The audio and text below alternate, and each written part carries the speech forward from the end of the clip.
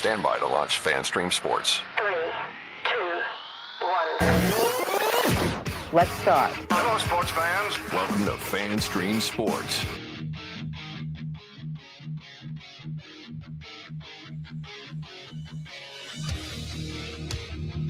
What is up, golf fans? Welcome into another From the Rough, America's favorite golf podcast, right here on FanStream Sports.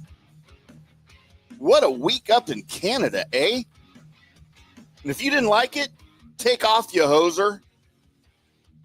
All right, that's enough of that. While Canada is my self-proclaimed adopted homeland, it ain't in Ontario, but moreover, a little bit farther to the east from Ontario, the province of Quebec. Je m'appelle Timm, et toi? What a week up in Canada. And what a playoff, what a Sunday. Kind of just an action-packed Thursday through Sunday. You had some big names that looked like they forgot how to play golf. You had some other guys come out of nowhere that looked like they are old seasoned winners and winners of several majors, and just all sorts of things happening up north of the border in Toronto. Just a hop, skip, and a jump from Buffalo and Niagara Falls. Niagara Falls. Slowly I turn, step by step, inch by inch. Does anybody else remember that? I think I heard that on Three Stooges when I was a kid. Anytime somebody said Niagara Falls, this dude went nuts. I am showing my age there a little bit. I apologize. Loved me some Three Stooges back in the day. You are welcome to be part of the show here if you would like to. You can find us always 24/7 on the FanStream Sports Studio text line 214-937-0569. It's open 24/7. We don't have to be doing a live show. If you're listening to one of the recorded podcasts, by the way, we're having some issues with our podcast hosting service that I've been working on. I'm still working on. So if you're unable to access some of our podcasts, I do apologize. It's not my fault. We are still doing shows, but apparently our hosting company has gone kaput. Their website's gone. I can't even get into my freaking portal to post new shows. So I'm working on migrating all of that over. We're not kaput. It's them. FanStream Sports is thriving, boys and girls.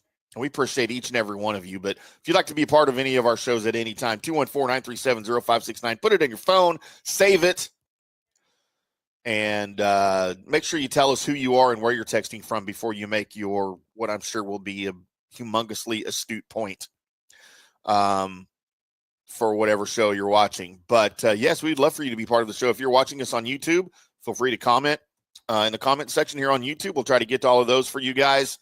But you know, first and foremost, just what an action-packed Sunday. We had a near miss on Johnny's card, and Johnny will be here shortly to recap some of those for you. He did get a hit. He did hit on his Sunday matchup.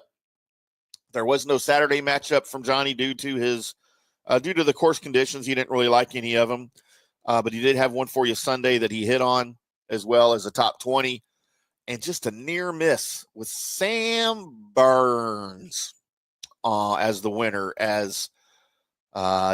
Sammy did not come through for us in the clutch as we thought he did. We knew it was going to be sketchy, and it just did not come out the way we needed it to come out, or for Sam Burns to come out for all that's worth. But an exciting week of golf nonetheless. Ryan Fox is now his second win in a month, kind of. And I don't want to get into this too deeply, but do you count? I know that they do, but do you count an alternate field event as a win? I hate those things. I hate that situation. I hate that they have those, which means, yes, I hate signature events. I hate the premise of them. I hate what they cause, because they cause alternate field events. I don't like that at all. I hate that. The guys should all play together. I don't need to watch 2 freaking golf tournaments on the same weekend from the PGA Tour. It's hard enough to keep up with the Champions Tour, the LPGA, the Korn Ferry. Not that other one. Nobody cares. As, by the way, Mark Calcavecchia may have become one of my new social media heroes as I was perusing X this morning, and some numbnuts that covers that other golf tour talked about. And you know what? Kudos to Joaquin Neiman. He's not one of my hated rivals over there. He just happens to be there. How much? I guess he's winning a lot. I don't know. Wouldn't know. But I guess he's winning a lot over there. And somebody posted about it, and Mark Calcavecchia's reply came up on my feed and said, "Does anyone even care?" And I replied, my words exactly, because no, I don't. If you're a fan of that other thing over there that starts with an L, ends with a V, good for you. But I don't recognize it. It's not real golf. It's a sideshow. It's a circus show. And those guys are idiots for going over there and doing what they're doing over there that nobody knows about. And that's enough of that. But Mark Calcavecchia, we got to get him on the show now. I absolutely love you. You know, Ryan Fox, though, he's played some incredible golf here in the past month now. He began Sunday as the co-leader there at the 2025 RBC Canadian Open. And boy, did CBS and the Golf Channel remind us at every given opportunity that he's from New Zealand. Not that there's anything wrong with that. I just thought it was odd considering it was the Canadian Open. Like, I get it if he's Canadian playing in his national open. Like, we've been through that a couple of years ago. I get it, but did we need to know that he was from New Zealand? Every other shot that he was taking seemed like a lot. But again, not that there's anything wrong with that. But that was funny too, because I guess one of the, I don't know, was it New Zealand soccer? Was it rugby? I don't know. One of the New Zealand national teams or professional sports teams was there with a tent cheering him on, which was cool. They even admitted they'd never met him and didn't know him. They just happened to be in Toronto for whatever sport they were playing that was going on. So I thought that was kind of cool. I feel like maybe CBS Sports spent a little too much time on that as well. But give Fox his due. He entered Sunday as the co-leader. Almost didn't end the day as the winner, though, as he was fighting to catch up to Sam Burns' 62.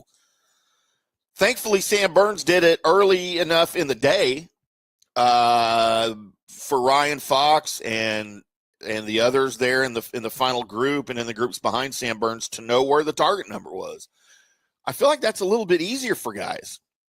Like Burns is in the clubhouse at 18 under. You're at 14 and you're making the turn. Well, you know exactly what you have to do now to catch Sam. And I say easier. Maybe it's less stressful if you know the number. I don't know what the correct way to say that is, but I feel like it's mentally, it's less challenging. Physically, maybe not, but mentally, I feel like it's less challenging for you to go into your round or in the middle of your round and you know what your target score is. And it just, I realize you're trying to shoot as low as you possibly can on every single hole in every given round, of course. But when you have a target that you're shooting for, that you're aiming at, a number, a hard number, I feel like it's easier for these guys mentally to deal with what they're going through, especially in the final 9 of your round on Sunday. So that being said, it took 4 playoff holes. I thought it was crazy. Now you play the 18th twice, and then they just change the hole on you, move the hole location on you before the 3rd and 4th. So does that mean if you played it 2 more times and you're still tied, are they going to move it again? Is it just every 2 times? Have they ever had to deal with that? I thought that was kind of funny, and I was really scratching my head about why they wouldn't just play like 18 and then go to 1, but then it dawned on me, well, because you already have all the fans there lining 18. You don't need them all walking around. That would take time. And, more I thought about it, it made a lot of sense. So, yeah, I'm all for changing the whole locations. I'm just curious if they were still tied after the fourth time playing 18, would you have changed the whole location a second time now before they play it the fifth time, and if needed the sixth time? And then after the sixth time, are you just going to change the whole location if they're still tied every 2 holes? I get it. Just a question I had. I mean, it doesn't mean anything, and we'll probably never see it, but I just wonder what the contingency is for those up there that are putting all that together. As it looked like Tommy Fleetwood was the guy out there moving the you saw the video, if you were watching the final round on Saturday or on Sunday on CBS, you'd have thought the same thing I thought. Why is Tommy Fleetwood out there the one moving the hole, or his doppelganger, as it was? Burns had to battle back from 4 back at the start of the day to take the clubhouse lead at 18 under. Fox forced to play off by scoring birdies on his 3 of his last 5 regulation holes to back into a tie for the top spot, and that included that huge on the 72nd hole on 18. That included a 17-foot birdie putt that I thought he had no shot at making after he hit it. I really thought it was going left of the hole. It steered just to the right enough to catch the lip and just fall in on the left side of the hole. But Fox he looked like he knew that he made it as soon as he hit it. But you know what? Good enough. Happy for both these guys. I know those of you out there betting on Johnny's card, as I do too, it was bittersweet for me for all of this, because as we'll get in here towards the end of the show when we get into our picks, I had Ryan Fox on my card, but I don't bet my card because my card's the dartboard picks. And I didn't have him to win either, but we'll get into our picks, Johnny's picks, all that good stuff for you towards the end of the show a little bit. But they had to play, Fox and Burns had to play the 18th hole, as I mentioned, 4 times before the winner was finally crowned. And, of course, it was Fox who delivered the shot of the day. That 3-wood from 258 out that cut right at the flag for, a 5-6 foot eagle putt.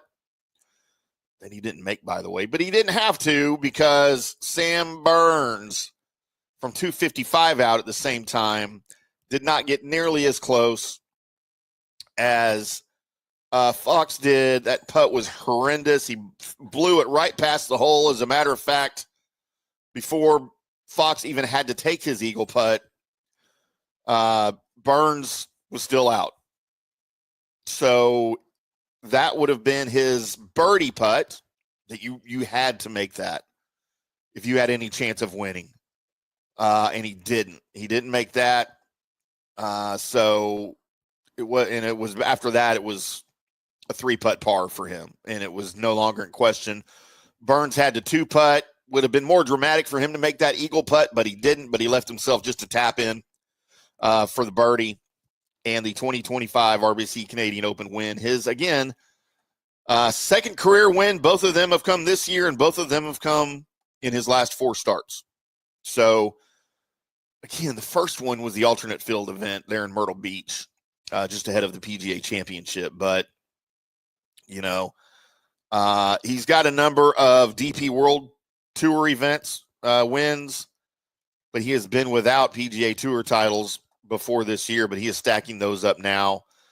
And Johnny and I have talked about him on the preview a little bit on Wednesday, just how exciting it is to see him, because I put him on my card, so it brought up some of the discussion. But man, his golf on Sunday was one for the ages. When you don't have guys like Scotty here, when you don't have guys like Rory who missed the cut, when you don't have guys like Jordan here in the final pairings, when they're not in contention, we still get drama, man. I thought Sunday was just, you didn't have any of those names, but I thought it was incredibly, incredibly dramatic and fun to watch, and just thrilling moments, great shots on a course that these guys were playing for the 4th time in most of them playing for just the 4th time, their 4th round in their professional careers, as it's a new venue for the RBC Canadian Open. The guys that have played the Canadian Tour have played it before, but that doesn't apply to most of the guys here. So I just thought it was an incredibly exciting weekend for all of these guys. And again, Ryan, congratulations to Ryan Fox. We missed out on a winner on Johnny's card, but that hurts financially. But again, for the tournament itself, woo doggy. That was one for the ages, I think. I just think it was incredibly exciting and dramatic. And we're going to get into here on the other side. We're going to take our first break here. We're going to get in on the other side. We're going to talk about some of the guys that were there. Some of the guys, will grade them as we often do in our Recap Monday for you here on FanStream Sports on From the Rough. But first, we need to take a quick break. Special thanks to all of our sponsors. Orion Golf at oriongolf.com. If you run a facility, any type of golf facility, whether it's a club, a store, just a course, municipal course, driving range, whatever, and you need help running that, head over to oriongolf.com. They are the masters of golf facilities management. It could be either staff, it could be F&B, it could be products, merchandise, or maintenance, anything like that. They can help you out at oriongolf.com. Head over there and let them know that Tim and Johnny on From the Rough sent you over there. We would appreciate that very much, as would they. This is From the Rough right here on FanStream Sports. I'm IndyCarTim, back after this. Today's show is brought to you by Tom's Town, a premier craft distillery based in Kansas City, Missouri. Discover their award-winning lineup, including double oaked bourbon, botanical gin, and double grain vodka. Named the best craft vodka by the readers of USA Today. Available for online delivery in 40 states. Visit toms-town.com or their Kansas City distillery to explore more. Elevate your game with Tom's Town, where history meets innovation. Please enjoy responsibly. Hi golfers, IndyCar Tim here. I want to talk to you a little bit about Golf Central Magazine. It's not just a golf magazine, it's the magazine for everything: turf, travel, philanthropy, and lifestyle. Head over to golfcentralmag.com and check out the latest issue. Some of the regular features in Golf Central Magazine: the Golf Bachelorette of the Month, the Golf Bachelor of the Month, the Golf Cart Girl of the Month, Golf History, Grip It and Sip It. So head over to golfcentralmag.com. It's free. It's the magazine for everything: turf, travel, philanthropy, and lifestyle. Golf Central Magazine at golfcentralmag.com. We'll see you there. Hello, folks. Let's talk a little bit about turf life. What is turf life? It's pretty much, if your life involves turf in any way, shape, or form, you live the turf life. Go ahead and brand yourself with the turf life. Maybe a back window decal, maybe a hat. You know where you can get those kinds of things to showcase that your life revolves around sports and or anything that involves sports. If it's a sports business or sports education or just your enjoyment of the outdoors, head over to turflifeclub.com. Become a turf head. Join the club today. You can do that by going to that said website that I just told you to go to. You can snag your window decal like I was talking about, or any of your other turf life accessories. Show everybody that you live the turf life, and we'll see you there over there at that turflifeclub.com. JP here for the Jeeves Law Group and my man Scott Jeeves. If you're going to hire an attorney, do you want some guy looking for a quick settlement and a quick buck, or do you want an attorney with some chops? Scott is a board-certified civil trial lawyer and a certified circuit court mediator. Been practicing in the Tampa Bay area for over 30 years. He is a peer-reviewed AV preeminent-rated civil trial lawyer. They just don't hand out those classifications. He's been the lead class action counsel on many complex consumer protection cases and has handled hundreds of serious personal injury cases. He's dedicated his career to protecting injured victims and is committed to vigorously representing you.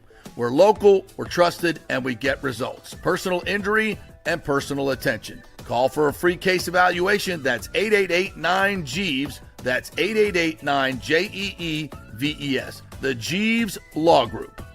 Orion Golf Management Solutions. Orion Management Solutions has tailored its service packages just like it tailors its approach to customers. Some owners need more supervision, while others need periodic assessment of their short-term and long-term strategies and programs. Orion can be called in to develop a business plan with the existing staff, or we can assist with the daily management of a facility or event. Either way, we make sure the client is satisfied and understands the direction the facility needs to go in order to achieve the owner's goals. Orion Management Solutions can help with owner assistance service solutions, daily course management, business plan development, monthly operations, or as needed consulting services. Whatever your need, Orion Golf Management Solutions can help. Check out oriongolf.com. Let's go. Right now. Back to the show on FanStream Sports. Welcome back to From the Rough, right here on FanStream Sports. There you go, right there. FanStream Sports. Merch available, by the way.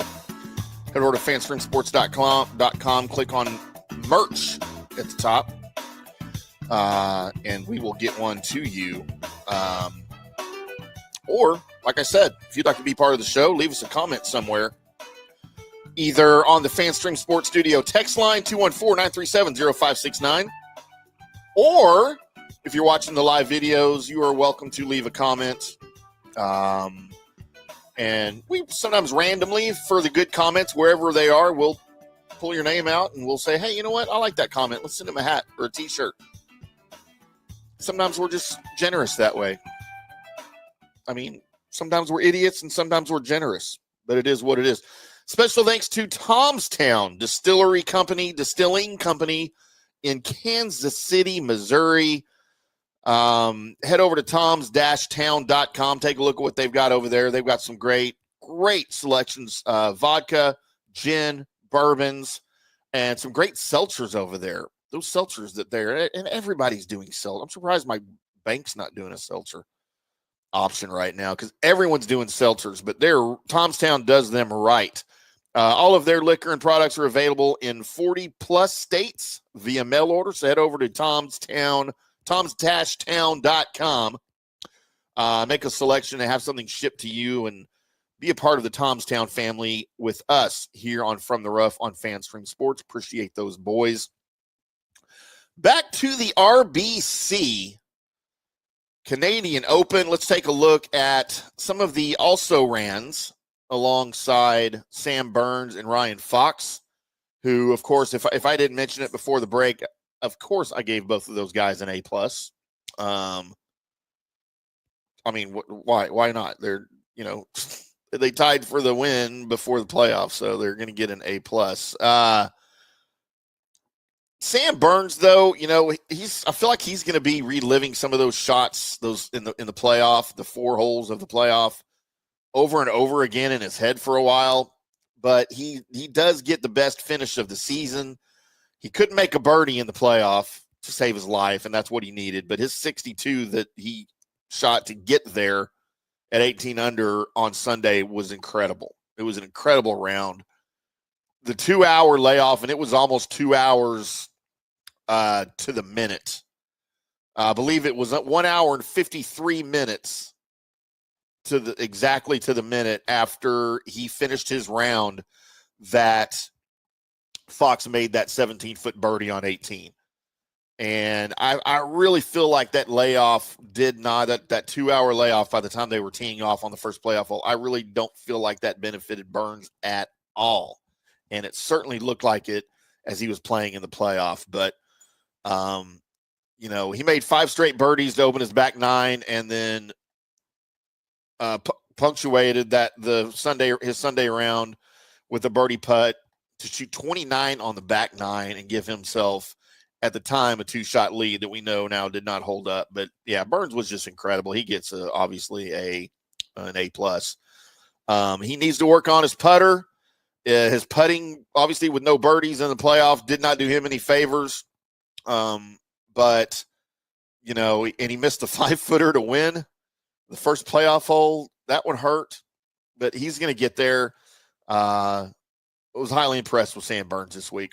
Another guy I want to talk about, Cam Young at T4. Another guy I had on my dartboard picks that don't matter. But, when you talk about replaying holes in your head, like I referred to Sam Burns will be doing with those playoff holes, Young's probably going to spend a lot of time thinking about how he played the 18th hole on Sunday after a perfect tee shot.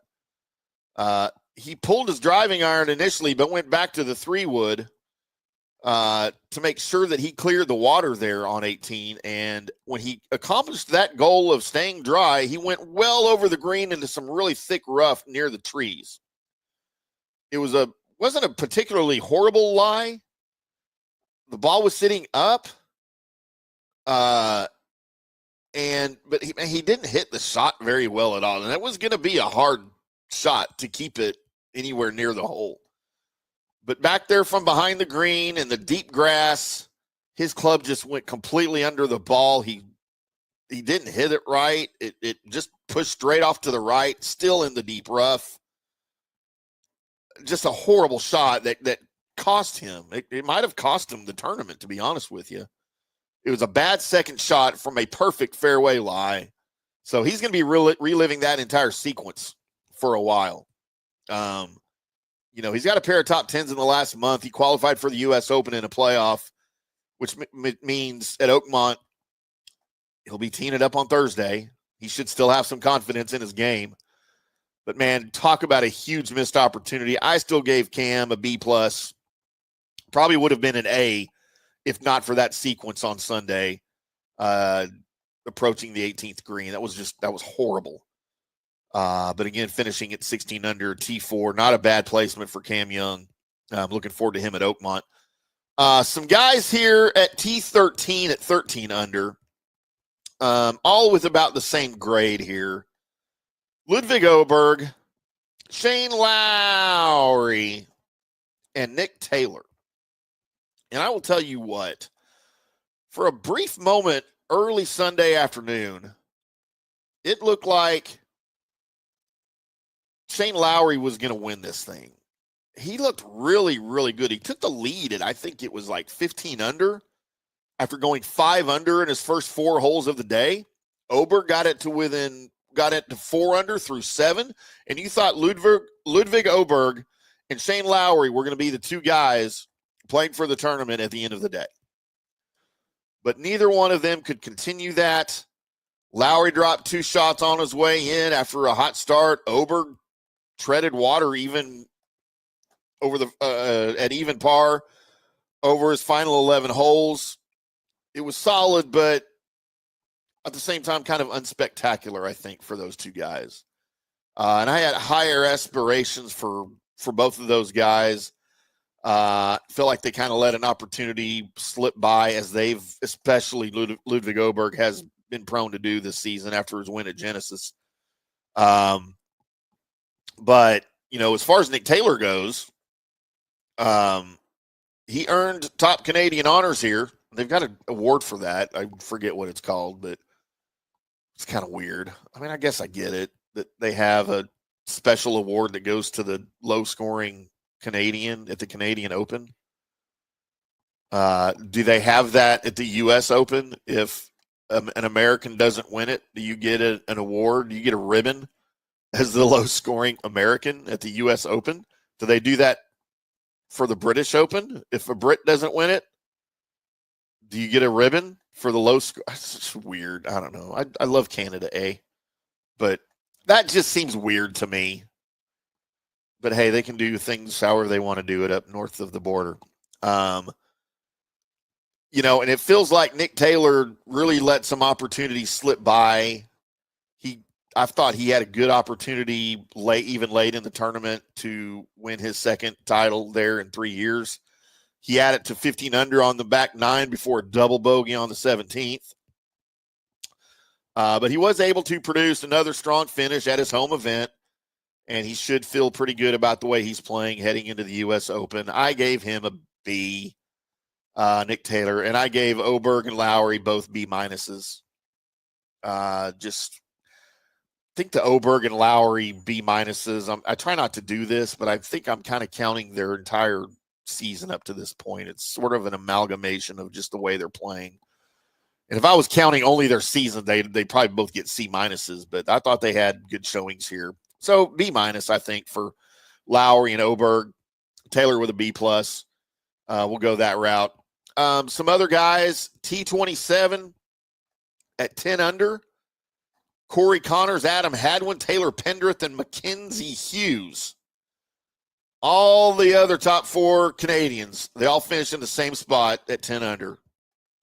Pendrith and Hadwin looked like early threats early in the tournament, but they couldn't score the way they needed to on Sunday with a pair of 70s. Connors got off to a slow start but finished strong. Hughes started Sunday just 2 off the lead, but had a disappointing 72 to drop back to T27 with the rest. I think a disappointing showing from all 4 of these guys that you had higher expectations for going into their National Open. I gave them a B- just because they're 4, maybe 4 of my favorite golfers. I don't know. But you know, I don't know. Just again, I might be taking into consideration some of their season shortcomings as well with this, and I try not to do that. But look, I don't give a lot of thought into my grades. Okay, they're my grades. I can do it however the hell I want. Gave all of them B-. Let's go B- on those guys. And then finally, let's talk about a dude that missed the cut. And I'm just going to slap a big F on his forehead. Maybe an F and a U, if you know what I'm saying. Actually, you know what? This is a big FU to Rory McIlroy. And I would paint the F and the U on his forehead. Because it remains shocking to me that not only did Rory McIlroy miss the cut, all right, that's shocking enough, right? He only beat 5 players in the tournament this week, as he had maybe the worst Friday that anybody has ever had in the history of Friday PGA Tour golf. I don't know. And this isn't just so shocking to me that occurred, okay? He missed the cut. He only beat 5 other golfers. That's shocking enough. But when you take into consideration that Rory did this the week before the U.S. Open, that's at Oakmont this year, that just blows my brain. And he's got to have some real concerns heading into the U.S. Open. Because some other guys that he's going to be favored with. Scotty Scheffler. That guy is surging right now. He is trending upwards and will definitely be the favorite at Oakmont next week. By the way, I cannot wait for the U.S. Open preview show. Please join us on Wednesday as me and Johnny preview Oakmont and the U.S. Open. 5 o'clock Central, 6 o'clock Eastern, live on fanstreamsports.com, YouTube, X, Facebook, Instagram, all that good stuff. Can't wait to have you for that show. That's going to be a big one. May have some guests. May have to do that make that a 2-hour show. But Rory McIlroy has to absolutely have some massive concerns heading into Oakmont next week. I mean, it's inexplicable. It was painful to watch him on Friday. Like, it's like, I know people like to watch auto racing for the wrecks, you know, assuming everybody's, you know, okay in those wrecks. But for some people, that's their thrill of auto racing. Not me personally. I love strategies, but some people like to watch auto racing for the crashes. But I don't think anybody watches golf for the crashes. And we had one on Friday with Rory. And it was ugly to watch. It was painful to watch. He didn't look comfortable with any of his shots, even the easy shots for him. And almost seemingly after he hit every single ball, he shook his head like, that's not what I meant to do. Or how did I do that? Or why couldn't I have done this? It was interesting, and it was painful, at least for me to watch. Why don't you guys let me know? Do you guys like watching? I won't even say Rory, but the top guys. Like, everybody knows, I love watching Scotty Scheffler struggle. Scotty Scheffler. I absolutely love watching Scotty struggle. Doesn't mean I cheer against him. To me, I just find pleasure when he's, you know, the number one golfer in the world, and he turns out sometimes that he's human. Man, I did not get that with Rory. I don't know, maybe because I've been a fan of Rory a lot longer than Scotty, but do you guys like watching the people that are the best at that when they're not? When they're not the best and they're struggling, let me know. Either on the Fans from Sports text line 214-937-0569 or in the YouTube comment section. Or go find me on X at IndyCarTim and just hit me up over there and we start a discussion about it. But I like it, but not with every golfer, if that makes sense. I think I could watch just about anybody on the tour other than Rory struggle. And my buddy Max, of course. And find pleasure in it, or at least entertainment in it, but not for some reason, not Rory. Like, it just hurts. Even Tiger, when he started to fall off, that kind of hurt watching that, right? Now we're just used to it. We're used to watching them struggle, and it's just how it is now. But anyway, Rory's got to have some huge concerns. I gave him a B. I didn't just give Rory an F. I gave Rory an FU. Because he's got to get his head together. He's got to find some answers. He's got to find whatever it is he needs to find to compete at Oakmont. Because if he thought conditions were tough at the RBC Canadian Open last week, and they were, the guys commented on the rough. Dude, it's going to be ridiculous at Oakmont, as it always is, and that's part of what makes it so exciting. Coming up, we're going to go ahead and get into those picks and those bets and all of those things that we have talked about. We've got my dartboard picks. We've got Johnny's review of his betting picks in the week that he recorded for us this morning on Monday morning, the day after. We will get into those. But first, special shout out and thank you to Turf Life at turflifeclub.com. Head over to turflifeclub.com. Join the club. Let everyone know that you endorse the Turf Life, whether you play on turf, you work around turf, or you just love watching people who play or work on turf. Go over to turflifeclub.com, get you a window decal or some other piece of merchandise over there. Join the club, sign up for their email alerts, and join me and be part of the Turf Life Club at turflifeclub.com. We will definitely see you there. I'm IndyCarTim. This is From the Rough on Fanstream Sports. Back after this. Hi, golfers. IndyCarTim here. I want to talk to you a little bit about Golf Central Magazine. It's not just a golf magazine. It's the magazine for everything. Turf, travel, philanthropy, and lifestyle. Head over to golfcentralmag.com and check out the latest issue. Some of the regular features in Golf Central Magazine: the Golf Bachelorette of the Month, the Golf Bachelor of the Month, the Golf Cart Girl of the Month, Golf History, Grip It and Sip It. So head over to golfcentralmag.com. It's free. It's the magazine for everything: turf, travel, philanthropy, and lifestyle. Golf Central Magazine at golfcentralmag.com. We'll see you there. Today's show is brought to you by Tomstown, a premier craft distillery based in Kansas City, Missouri. Discover their award-winning lineup, including double oaked bourbon, botanical gin, and double grain vodka.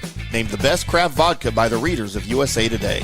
Available for online delivery in 40 states. Visit toms-town.com or their Kansas City distillery to explore more.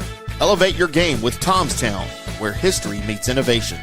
Please enjoy responsibly. JP here for the Jeeves Law Group and my man, Scott Jeeves. If you're going to hire an attorney, do you want some guy looking for a quick settlement and a quick buck, or do you want an attorney with some chops?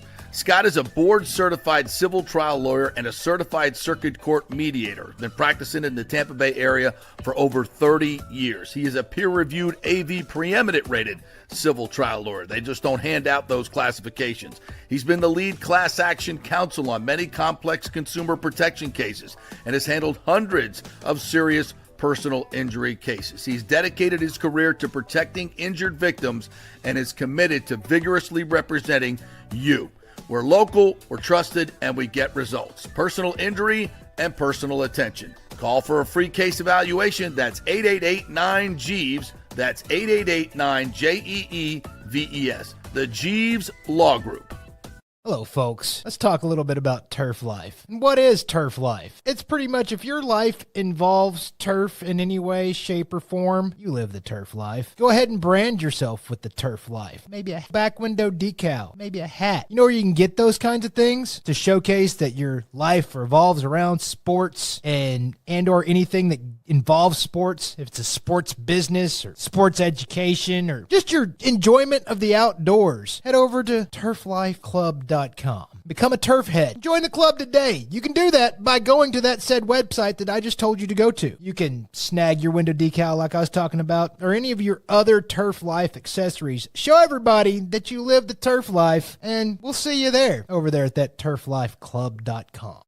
Orion Golf Management Solutions. Orion Management Solutions has tailored its service packages just like it tailors its approach to customers. Some owners need more supervision, while others need periodic assessment of their short-term and long-term strategies and programs. Orion can be called in to develop a business plan with the existing staff, or we can assist with the daily management of a facility or event. Either way, we make sure the client is satisfied and understands the direction the facility needs to go in order to achieve the owner's goals. Orion Management Solutions can help with owner assistance service solutions, daily course management, business plan development, monthly operations, or as-needed consulting services. Whatever your need, Orion Golf Management Solutions can help. Check out oriongolf.com.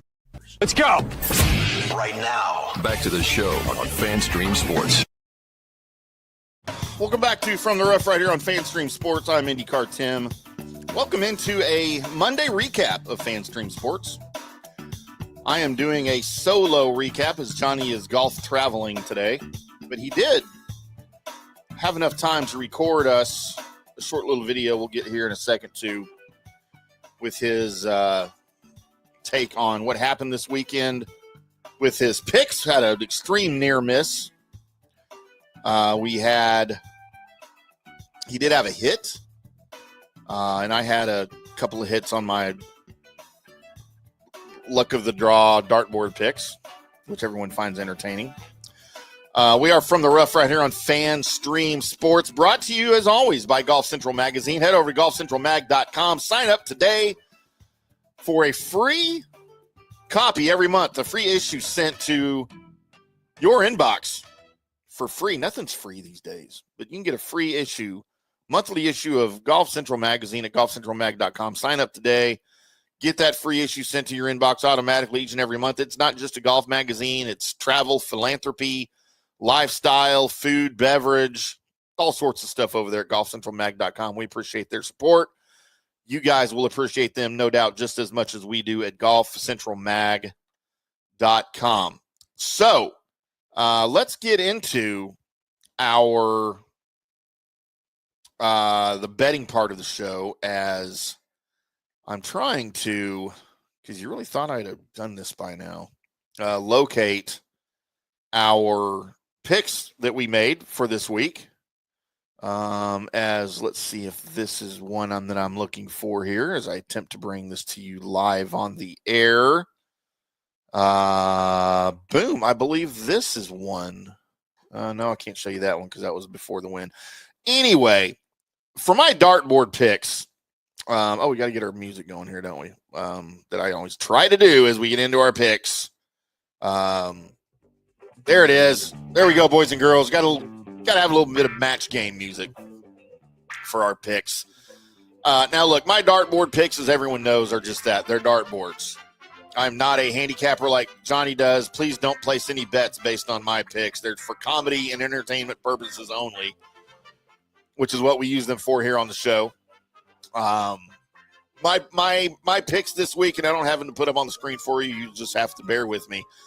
I had Ryan Fox in my top 20. He was at a plus 220 for the top 20. And, of course, he was your winner. I had Cameron Young in my top 10. Boom. He finished fourth.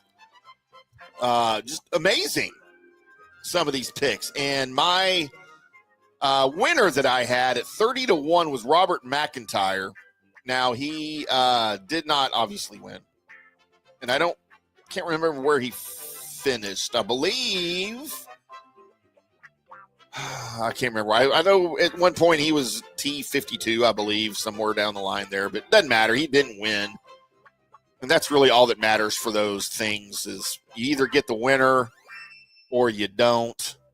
And he obviously did not. So, again, take some of that with a grain of salt, because, again, those are just for entertainment purposes only. So now let's get into as we have to transition. I'm multitasking here, boys and girls. Let's get into Johnny's winning picks right here on From the Rough. And again, I don't have Johnny's to put up here on the screen. I will tell you his winners this week: Shane Lowry at 20-1, Sam Burns 22-1, Sung J M at 30-1. His ham sandwich was Eric Van Rooyen at 66-1. His two top tens: Cashmere Keith Mitchell at plus 450, Eric Cole at plus 650. His two top 20s: Alex Norn at plus 220, and Alex Smalley at plus 250. Now, on my notes here, I'm not exactly sure these are your finishing points, but we're going to use them anyway. If they're wrong, then sue me. But of course, Johnny just missing out on his Sam Burns pick as he finishes T2. But sole possession of second place due to the playoff. Sung J M missed the cut. Shane Lowry, believe somewhere in T20 something. I forget where he ended up finishing. Eric Van Rooyen on Johnny's ham sandwich missed the cut.